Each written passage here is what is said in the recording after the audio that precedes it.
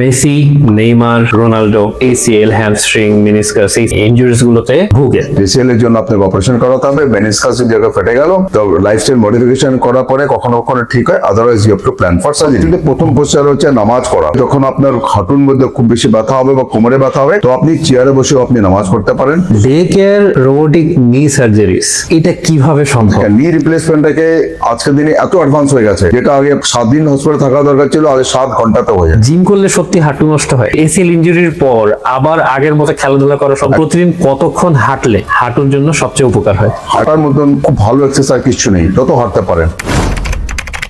Messi, Neymar, Ronaldo এদের মতন বিশ্বসেরা footballer যারা আছেন তারা এখন এসিএল, হ্যামস্ট্রিং, মেনিসকাস এই সার্জারি মানে ইনজুরিজ গুলোতে ভুগে।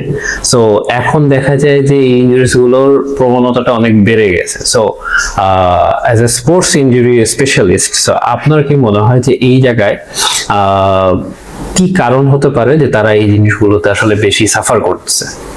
দেখেন, এগুলো ফুটবল হচ্ছে একটা স্ট্রেসফুল কন্ট্যাক্ট স্পোর্টস। এখানে আপনি পড়বেন, আপনার টুইস্টিং ইনজুরি হবেই হবে, আর আপনার এগুলোতে লাগবেই লাগবে। কারণ দিস ইজ এগুলো বলতে পারেন একটা যে কোনো প্রফেশনের একটা নেগেটিভ অ্যাসপেক্ট থাকে, তো ফুটবলেরও একটা নেগেটিভ অ্যাসপেক্টস আছে যেগুলো আপনি চোটগুলো হতে পারে। এগুলো না হওয়ার জন্য যেরকম রোনাল্ডো, মেসি যেরকম সময় দেয়, যেগুলো খেলতে যায় যারা, তাদেরও ওরকম পর্যাপ্ত শরীরে মাংসপেশি স্ট্রেনথেন করার জন্য আপনাকে দিতে হবে, সময় দিতে হবে, এক্সারসাইজগুলো করতে হবে, আর সঠিক সময় এটাকে আইডেন্টিফাই করতে হবে। আইডেন্টিফাই করে ওটাকে ট্রিটমেন্ট করতে হবে। আপনার এসিএল জায়গা যদি আপনার ছেড়ে গেল, এসিএল এর জন্য আপনাকে অপারেশন করাতে হবে। মেনিসকাস জায়গা ফেটে গেল তো লাইফস্টাইল মডিফিকেশন করার পরে কখনো কখনো ঠিক হয়, otherwise you have to plan for surgery. Robotic knee replacement এটা নিয়ে মানুষের দিন দিন আগ্রহটা বাড়ছে। সো এটা অ্যাকচুয়ালি এখন যে প্রসেসটা আছে রোবোটিক নি রিপ্লেসমেন্ট এবং আগে যে প্রচলিত নি রিপ্লেসমেন্ট প্রসেসটা, এই দুইটার মধ্যে আসলে কোনটা বেটার এবং কোনটার রিকভারি প্রসেসটা খুব দ্রুত হয়? আমি আপনাকে উদাহরণ দিতে যাচ্ছি, যেরকম আগে আমাদের গাড়ি অ্যালাইনমেন্ট করা হতো, আমরা হাত দিয়ে করা হতো। আজকের দিনে সব কম্পিউটারাইজ করা হয়। কম্পিউটারাইজ করে ডকুমেন্ট এভিডেন্স বেসড হয়। তো যেটা আমরা রোবোটিক নি সার্জারিজ করি এটাকে এভিডেন্স বেসড। আপনার দুটো নি আলাদা আলাদা, আপনার দুটো নির মধ্যে পার্থক্য আছে, দুটো নি এক মতন একদম এক সমান না। আর পার্থক্যটা যেটা হচ্ছে 1 ডিগ্রি 2 ডিগ্রি। এগুলো রোবোটিক নি রিপ্লেসমেন্টে তখনই দরকার পড়ে, দেখা গেছে অনেক পেশেন্ট নি রিপ্লেসমেন্ট করার পরে খুশ না, ওদের পেন ঠিক হচ্ছে না, ওরা ঠিক হতে পারছে না, বা ওদের পার মুভমেন্টটা ভালো মতো হচ্ছে না।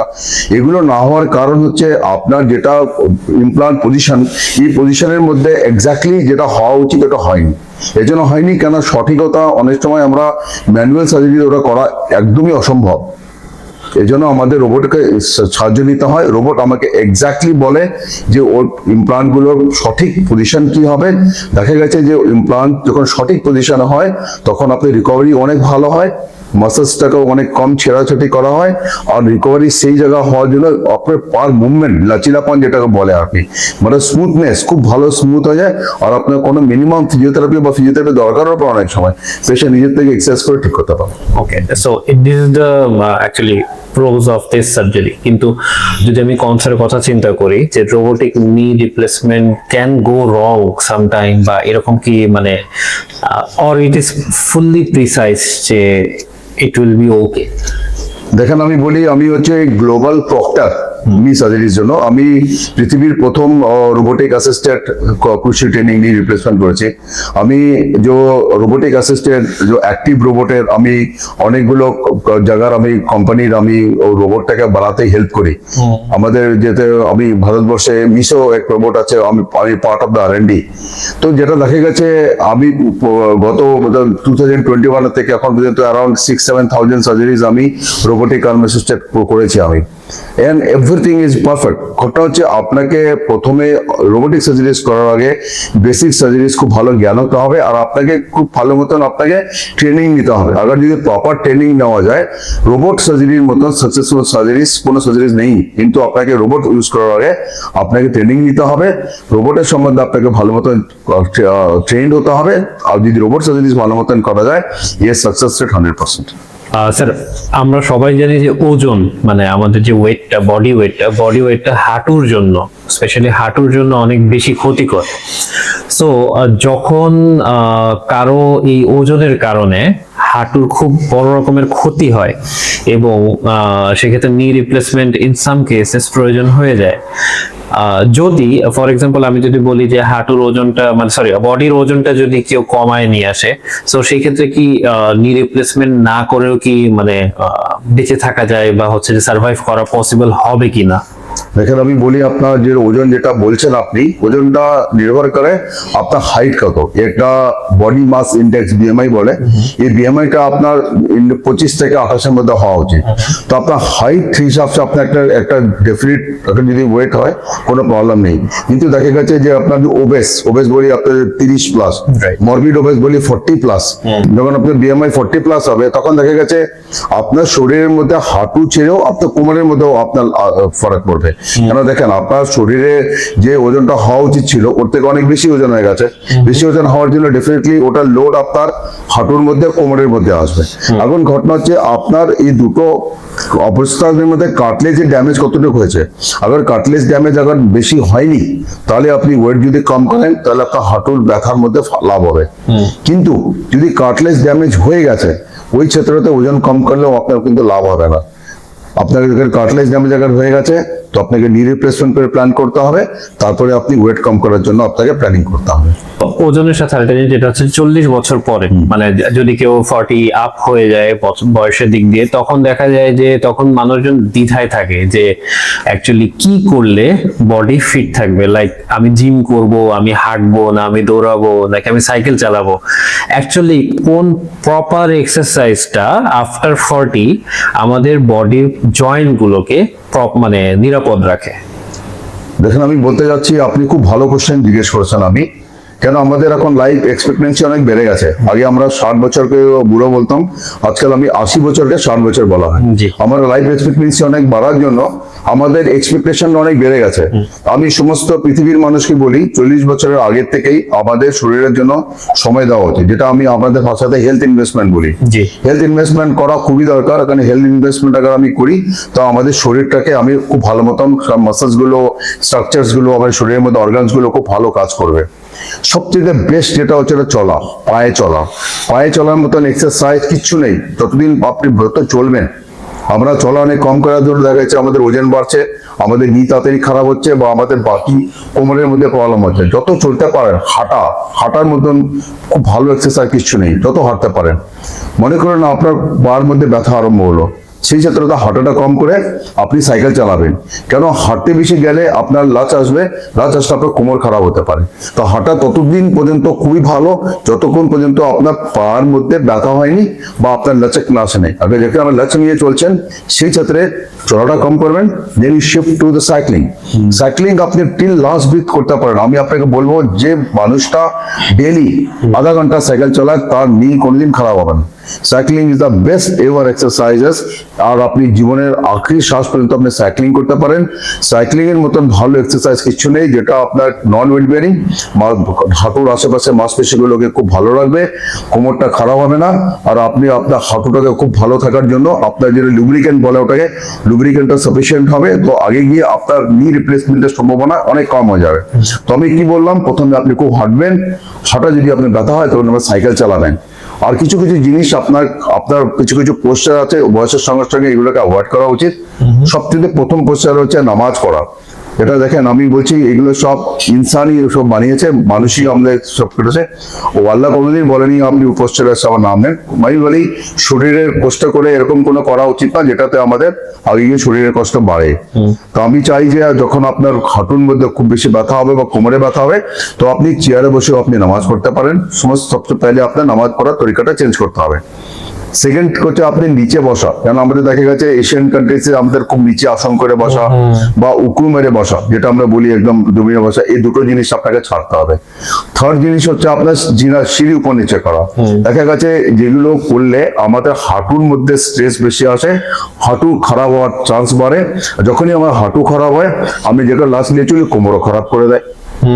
তো আমি চাই যে 40 বছর বয়সের পরে আপনি যদি সুস্থ থাকতে চান, যে কথাগুলো বললাম আমি, আপনি খুব পায়ে হাঁটবেন, সাইকেল চালাবেন, আর আপনার যে সিঁড়ি চলাটা ছাড়বেন, আপনি যে নিচে বসা, আসন করে বসা ছাড়বেন, বা উকুল মেরে বসা, এগুলো আপনাকে ছাড়তে হবে।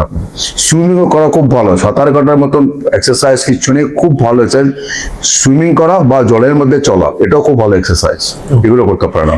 স্যার স্পোর্টস এর ক্ষেত্রে আমরা সুইমিং থেকে আমি একটা জিনিস কোশ্চেন করতে চাই যে for example I play football, আমি খেলার পর যদি যেমন হয় যে একটা ম্যাচ শেষ হওয়ার পর অনেক পায়ে ব্যথা করে, কারণ অনেকক্ষণ দৌড়াদৌড়ি করা হয়েছে, 90 মিনিটসের মতন খেলা হয়েছে। সো আফটার দ্যাট মানে পা হাঁটু থেকে নিচ পর্যন্ত মানে রিল্যাক্স রাখার জন্য অ্যাকচুয়ালি কি করা উচিত? মানে দেখেন, আমি বলতে চাই, আপনি যদি আপনার ফুটবলটাকে প্রফেশন করতে চান তো আপনি ফুটবল খেলেন, কিন্তু 40 বছরে যখন আপনার আশেপাশে হলো, আপনি যদি আপনার মাংসপেশিগুলোকে স্ট্রেনথেন নেই, বা আপনি ফুটবলটাকে আপনার আগে গিয়ে আপনার লাইফস্টাইলের জন্য আপনাকে করলেন না, মানে এটাকে একটা ফানের মতন করলেন, তো আমি চাই 40 বছরের আশেপাশে গেলে আপনি বলবো আপনি ফুটবলটা খেলা করা উচিত, কেন ওটা আপনার শরীরের জন্য খারাপ হতে পারে। আর আপনি যেটা বললেন যে একটা ম্যাচ খারাপ হলে পার মধ্যে আপনার ব্যথা হয়, বা এটা ইজ কমন, এর মধ্যে আপনার শরীরে যেগুলো মাংসপেশি আছে সেগুলো স্ট্রেসটা নিতে পারছে না, এই জন্য আপনার ব্যথা হচ্ছে। বা আমাদের যেটা হার্ট আছে, একটা নিচে একটা হার্ট আছে যেটাকে আমরা বলি কাপ মাসাজ, ওটাতে কি করে, কাপ মাসাজটা হার্টের মতনই কাজ করে। তো আমরা যদি ওটাকে মাসাজটা স্ট্রেনথেন না করেই ফুটবল খেতে গেলাম, তো ওটাতে আপনার ফুটবল খেলার পরে আপনার মাসাজটা অনেক ব্যথা হতে পারে। তার জন্য আপনাকে কি করতে হবে, পাটাকে উঁচু করে রাখতে হবে, কেন যদি খুব বেশি ব্যথা হয় ল্যাকটিক অ্যাসিড হয়ে যায়, কেন আমাদের অ্যানারোবিক অক্সিডেশন হওয়ার জন্য ওখানে ল্যাকটিক অ্যাসিড জমে যায়, কাপ মাসেলটা খুব বেশি ব্যথা হয়। ওই ব্যথাটা আস্তে আস্তে কমে, আপনার চলাফেরা তোরা কম করতে হবে, আইস প্যাকস করতে পারেন, পাটাকে উঁচু করে রাখবেন, চলাটা কম করবেন, কিন্তু সময়ের সঙ্গে যাবে। লেকিন এরকম যখন স্মৃতি আসে ব্যথারে গিয়ে আপনার খেলাটাকে একটু কম করেন, বাকি জিনিসগুলো যেটা আপনি দেখেন 40 বছরের পরে আপনাকে ওই কাম করা উচিত যেটাতে আপনার শরীরটা সুস্থ থাকে, এরকম কিছু করা উচিত না যেটা আপনার শরীরের জন্য লোকসান হয়।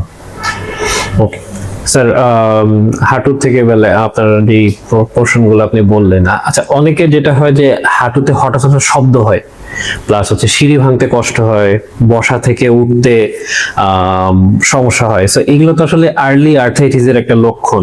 সো এই পার্টে আমি জিজ্ঞাসা করতে চাই যে ঠিক কোন পর্যায়ে একজন বিশেষজ্ঞ চিকিৎসকের পরামর্শ নেওয়াটা প্রয়োজন যখন আমি এই সিমটম গুলা বা আর্লি আর্থ্রাইটিসের লক্ষণগুলো দেখবো? দেখেন, আজকের দিনে আপনি এটা একটু প্রচুর বহুত ভালো কোশ্চেন জিজ্ঞেস করলেন আমাকে, কারণ এগুলো অনেক যারা সুস্থ থাকতে চায় তাদের জন্য একটা স্ট্রেসফুল, যা হাঁটুর মধ্যে আওয়াজ হচ্ছে। হাঁটুর মধ্যে আওয়াজটা যাতার আপনার 3টে হাড্ডি একসঙ্গে হয়ে একটা জোর বানানো হচ্ছে, নিউজন বানানো হলো, উপরে একটা হাড্ডি, নিচের একটা হাড্ডি, একটা ছোট একটা বোন আছে, 3টা হাড্ডি মিলে বানিয়েছে। এটার মধ্যে 3টে জায়গা আছে, স্পেস আছে, 3টে কম্পার্টমেন্ট হয়। তো দেখেন আমরা নিচের থেকে এক্সট্রিম যখন পাটাকে মুড়ে দিলাম, যখন সিধা করলাম, ইয়ারটা শিফট হয় from one compartment to other compartment and it can make sounds. তো এরকম কোনো সাউন্ডস হলে এটা কোনো খারাপ না, এরকম কোনো স্ট্রেস নেওয়ার কোনো দরকার নেই যে এটা কোনো আওয়াজ হচ্ছে এটা। কিন্তু যখন ব্যথা চালু হবে, that you have to taken care of. ব্যথা চালু হলে যাতে দেখা গেছে আমাদের হাঁটুর ভিতরের দিকটা, যেটা দুটো হাঁটুর ভিতরের দিকে প্রথম ব্যথা চালু হয়, কেন আমাদের ওয়েট বেয়ারিং অ্যাক্সিসটা ওখান দিয়ে গেছে। যখনই আমার হাঁটুর ভিতরের দিকে আওয়াজ চালু হবে, ব্যথা চালু হবে, ওই ক্ষেত্রতে আমাদের একটু সাবধানে থাকতে হবে। কিছু কিছু পোস্টার যেগুলো আপনাকে বারণ করেছিলাম আগে, নিচে বসা, সিঁড়ি উপর নিচে করা, এগুলো অ্যাভয়েড করা উচিত। আর যদি বেশি ব্যথা হয়, যদি ব্যথাটা মনে করলো তার জন্য আমাকে সপ্তাহে 2-3 দিন ওষুধ নিতে হচ্ছে, বা রাত্রে আমার ঘুম ভেঙে যাচ্ছে, বা রাত্রে স্ট্রেস হচ্ছে, সকালে এই কাজগুলো আমি কিভাবে করব, আমার ব্যথা হবে, আমি আপনাকে বলছি কোনো ডাক্তারের সঙ্গে দেখা উচিত, অর্থোপেডিক সার্জন দেখা উচিত, এক্সরে দাঁড়িয়ে করা উচিত, আর পরামর্শ নেওয়া উচিত কোন ডাক্তারের সঙ্গে যে আমার এই প্রবলেমটা আছে, এই প্রবলেমটা হাল কি। আগে ওটাতে কি হয়, আপনার এক্সরেতে বোঝা যায়, একটা দাঁড়িয়ে সাধারণ এক্সরে ওটাতে বোঝা যায় কার্টলেজ ড্যামেজ কতটুকু হয়েছে। অনেক সময় কি হয় না, কার্টলেজ ছাড়াও আপনি দেখবো মেনিস্কাল ইঞ্জুরি হলো, বেসিল ইঞ্জুরি হলো, ওগুলো এক্সরেতে বোঝা যায় না। তো প্রথমে একটা বেসিক যোগ করা এক্সরে করা উচিত। এক্সরে করে আপনার যত অর্থোপেডিক সার্জনের হেল্প নেওয়া উচিত, উনি যদি বলেন তো এমআরআই করা উচিত। কোনো এরকম যদি ব্যথা হয় আজকের দিনে, এটাকে ভালো করে রিসার্চ করা আজকের দিনে অনেক দরকার। কারণ ছোট বয়সে যে ব্যথাগুলো হয়, এগুলো ইগনোর করলে আগে গিয়ে দেখা গেছে হাঁটুগুলো খুব তাড়াতাড়ি খারাপ হয়ে যায়। তো আপনি যত ভালো করে জিনিসটাকে বুঝবেন বা ভালো করে, কারণ lifestyle modification is very very important. এরকম না যে আপনার কিছু শরীরের মধ্যে কোনো প্রবলেম, ওটা অপারেশনই ওটা ট্রিটমেন্ট। আমাদের এই জিনিসগুলো বাড়া, তার ট্রিটমেন্ট কিন্তু মেডিসিন একদম না। কেন দেখা গেছে যে মেডিসিন বেশি নিলে এটা কিডনিও ফারাক করে, যে কোনো প্রবলেম মেডিসিনে ঠিক হতে পারে না। এই প্রবলেমগুলো মেডিসিনে কি করে, আপনার ব্যথাটাকে একটু কম করতে পারে, কিন্তু আপনার লাক্স যেটা শেষ করতে পারবে না, তার জন্য কোমর খারাপ হবে, বা বেশি ওষুধ নেওয়ার জন্য আপনার কিডনিও খারাপ হতে পারে। তো আমি সবাইকে দেবো, অ্যাডভাইস করবো বা ওষুধ একদম না নেওয়ার জন্য, লাইফস্টাইলটাকে মডিফিকেশন করার জন্য, আর কি প্রবলেম হচ্ছে ও প্রবলেমটা হয় ভালো করে বোঝার জন্য। তার জন্য আপনাকে দরকার পড়লে আপনি কোনো স্পেশালিস্টের হেল্প নেন, কিন্তু কথাটা বুঝেন। যেমন আপনারা এত ভালো পডকাস্ট করছেন, এরকম অনেক আজকের দিনে সোশ্যাল মিডিয়াতেও অনেক কিছু আছে যেটা আপনি বোঝা যেতে পারে যে প্রবলেমটা কি আমার, আমি প্রবলেমটা বোঝা অনেক উচিত। আর যখন আপনি প্রবলেমটা বুঝবেন, নন মেডিকেটেড সলিউশনস আপনি বের করতে পারবেন। বিনা অপারেশনে, বিনা ডাক্তারের কাছে কেউ আপনি সুস্থ থাকতে পারেন, এই কথাগুলো আপনাকে বুঝতে হবে। আচ্ছা, এটা তো স্যার প্রি আর্থ্রাইটিসের লক্ষণ গেল। আচ্ছা, এখন আফটার আর্থ্রাইটিস, মানে যখন একটা পেশেন্ট লেট করে ফেললো আর্থ্রাইটিস হওয়ার পর অনেক দিন থাকার পরবর্তী যখন হলো, তো ওইগুলো ক্ষেত্রে যখন নি রিপ্লেসমেন্ট একদম পুরো ম্যান্ডেটরি হয়ে যায়, তখন কি কি প্ল্যান রাখা উচিত হ্যাঁ একটা পেশেন্টের? দেখেন, আপনি না এত ভালো কোশ্চেনটা জিজ্ঞেস করলেন। আপনাকে সবার পরিবারে আজকের দিনে কই না কই একজন আছে যার আমি জানি যে নি রিপ্লেসমেন্ট করতে হবে। কিন্তু ঘটনা হচ্ছে, আমরা নি রিপ্লেসমেন্টে যখনই আমাদের পরিমাণে কারো দরকার পড়ে, আমরা সময় অনেক বেশি নিয়ে নিই। আর আমরা যখনই নি রিপ্লেস দরকার পড়ে, আমরা প্রথমে জিজ্ঞেস করি কোন জায়গাতে করা হবে, কোন ইমপ্লান্টটা লাগানো হবে। আমার করা উচিত এই অপারেশনটা কে করবে সবচেয়ে আগে, কেন যে করবে তার বিরিয়ানি কে বানাচ্ছে তার উপর নির্ভর করবে বিরিয়ানির টেস্টটা কিরকম হবে। আপনি যদি আমার হাতে বিরিয়ানি খান, তো আপনি দোয়া কোনদিন খেতে আসবেন আমার বাড়িতে। তো ঘটনা হচ্ছে, অপারেশনটা কে করছে তার উপরে নির্ভর করবে অপারেশনটা কতটুকু সাকসেসফুল হবে। কেন বিরিয়ানি যেটা আমি বানালাম, সেম ইনগ্রিডিয়েন্টস আমাকে দিয়েছিলেন আপনি, আর সেম ইনগ্রিডিয়েন্ট আমার মাকেও দিয়েছিলেন। আমার মা তো খুব ভালো বিরিয়ানি বানালো, আমার বিরিয়ানি খারাপ হয়ে গেল। কিন্তু ঘটনা হচ্ছে, ইনগ্রিডিয়েন্টস মানে হচ্ছে ইমপ্লান্টের উপর নির্ভর করবে না আপনার অপারেশনটা কতটুকু সাকসেসফুল হবে। অপারেশনে নির্ভর করছে কে অপারেশন করছে। সেকেন্ড থিং যেটাকে আপনার দেখা উচিত, আজকের দিনে টেকনোলজি আর টেকনিক। তো যে ডাক্তারের সঙ্গে আছে করবেন, তাকে আপনাকে বুঝতে হবে, ফলে নি রিপ্লেসমেন্টের সম্বন্ধে আপনাকে জায়গারি করতে হবে। আজকের দিনে অ্যাডভান্সমেন্ট কি হয়েছে, টেকনোলজি কি আছে, টেকনিক কি আছে। এটাতে সবচেয়ে বড় যেটা হয় ব্যথা, সবচেয়ে বেশি যে ব্যথা, এই ব্যথা কতদিন থাকবে, ফিজিওথেরাপি করতে হবে। কিন্তু দেখা গেছে যে টেকনোলজি আর টেকনিক আজকের দিনে এত ভালো কনভলিউশন হয়েছে, ব্যথা একদম হয় না। একদম সকালে করে আপনি বিকেলে ঘরে যেতে পারেন, বা ফিজিওথেরাপি দরকার পড়ে না, এগুলো সম্ভব আজকের দিনে।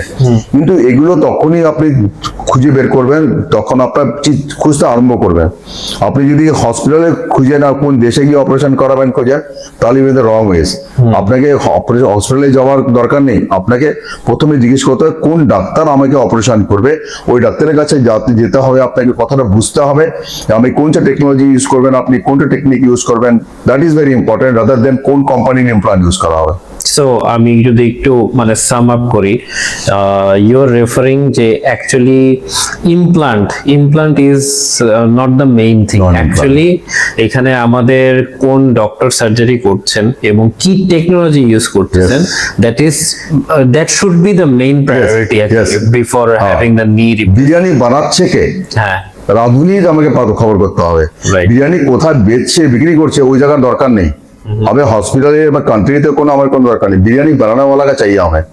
আর কিভাবে বানাচ্ছেও দেখেন, আপনার হচ্ছে নি রিপ্লেসমেন্টের জন্য আমরা ইমপ্লান্টের কথা জিজ্ঞেস করি, এটা পিএস আর সিআর, এটা ক্রুশিয়েট লিগামেন্ট বাচ্চারা ইমপ্লান্ট করা উচিত, কারণ সবাই পিএস করে দেয়, পিএস বা লিগামেন্টটা বের করে দেয়, এবার পার মধ্যে আওয়াজ হয়, খটখট আওয়াজ হয়, ওটা আগে গিয়ে এগুলোর সম্বন্ধে জানা করা উচিত। সাববাস্টার্স অ্যাপ্রোচ কি, লিগামেন্টকে বাঁচানোর সার্জারিসটা কি, বিনা টুর্নিকে অপারেশন হলে রিস্ক কেমন কম হয়ে যাবে, কি কি পদ্ধতিতে ব্যথা কম হতে পারে। যখন আপনারা এত ভালো করেন, সবাই আমাকে ডাকতেন, আমি আপনাদের বলছি এগুলো। এরকম আজকের দিনে আপনারা সব হেলথ কেয়ারটাকে খুব ভালো মতন আপনি প্রভাবিত করতে পারেন আপনারা, কেন দ্যাটস ওয়াই আমি আপনাদের সঙ্গে কথা বলতে এসেছি। কারণ it is very helpful to the common peoples. ওরা বুঝতে পারবে যে নি রিপ্লেসমেন্টটা করার জন্য আপনারা is the most important person, আপনারা গাইড করতে পারেন যে এটা মেইন ইম্পর্টেন্ট হচ্ছে সাকসেস হওয়ার জন্য আপনাকে কি কি জিনিস দেখতে হবে। It is not the implant, not the secondary, not the hospital. First doctor, then the technology, then technique. Right, এই তিনটে জিনিস হলে আপনার অপারেশনটা খুব সাকসেসফুল হতে পারে। গ্রেট স্যার, এখন টেকনোলজির কথা যেটা আমি বললাম, আমি ওই পার্টে যদি আসি, তাহলে ডে কেয়ার রোবোটিক নি সার্জারিস এটা কিভাবে সম্ভব? কারণ আমরা রোবোটিক নি সার্জারি বা নি সার্জারি বলতে তো চিন্তা করি যে after surgery they will stay for a big time, কারণ এটা রিকভার করতে সময় লাগে। But day care robotic knee surgery is a different thing. এটা কিভাবে সম্ভব? দেখেন, আমি ম্যাক্স হসপিটাল সাকেতে chairman robotic joint replacement surgeries. আমরা তো অনলি জায়গা যেখানে আমরা পৃথিবীর যে আমরা day care assisted bilateral knee replacement করি। আর দেখা গেছে বারবার আমি বলছি, টেকনোলজি আর টেকনিক যদি খুব ভালো মতন কনগ্লুমেশন করা যায়, তা কিন্তু রেজাল্টটা এরকমই হবে যেরকম আমরা করছি সব পেশেন্টের জন্য। আমরা অনেকগুলো মোর দেন 3 digits huge number of surgeries করেছি, 100% সাকসেসফুল। কারণ এই যে ডে কেয়ার সার্জারিজ এগুলো খুব পপুলার ওয়েস্টার্ন ওয়ার্ল্ডে, ইউএস, কানাডা, ডেনমার্ক, ওসব জায়গাতে কোভিড এর পরে গিয়ে কেউ হসপিটালে যেতে চায় না, সবাই ডে কেয়ার সেন্টার্সে যায়। কারণ ডে কেয়ার সেন্টার্সে ইনফেকশন, কমিউনিকেটেড ইনফেকশন থেকে অনেক বেঁচে যায়। বড় ভয় পায় বড় হসপিটাল যাওয়া উচিত না। কোনো হসপিটালে গিয়ে আপনি যদি যান, তখন আপনি কোনো ব্যাকটেরিয়া বা ভাইরাস আপনি নিয়ে আসতে পারেন, আপনার জন্য বা আপনার ফ্যামিলি মেম্বার জন্য আপনার ডেঞ্জার হতে পারে। ডেকার এগুলো হয় না। ঘটনা হচ্ছে, যেটাও আমরা অপারেশন করি আজকের দিনে, এগুলো আমরা সাবভার্সাস অ্যাপ্রোচ করি। মাসেলসটাকে কাটা হয় না, লিগামেন্টটাকে বাঁচানো হয়, টুনিকে লাগানো হয় না, স্টিচলেস ক্যাপেললেস হয়। Single visit day care robotic surgeries করা হয়। একইবার আসবেন, আপনার থার্ড ডেতে আপনি আপনার কান্ট্রিতে ঘুরে আসতে পারেন। এরকম আমরা সারা পৃথিবীর মানুষ আমাদের কাছে আসে আজকের দিনে এই day care robotic assisted surgeries করার জন্য। আর এটা খুবই অ্যাডভান্সমেন্ট, খুবই ভালো, আপনার আসার দরকার নেই। এটা সাকসেস রেটও খুব ভালো। আর ঘটনা হচ্ছে, আমাদের একটা অনলাইন গ্রুপ থাকে। অনলাইন যেসে আপনাদের দেশেও হোয়াটসঅ্যাপ গ্রুপ আছে, এরকম পৃথিবীর সব দেশেতেই হোয়াটসঅ্যাপ গ্রুপ আছে। হোয়াটসঅ্যাপ গ্রুপ এটা গ্রুপ বানানো হয়।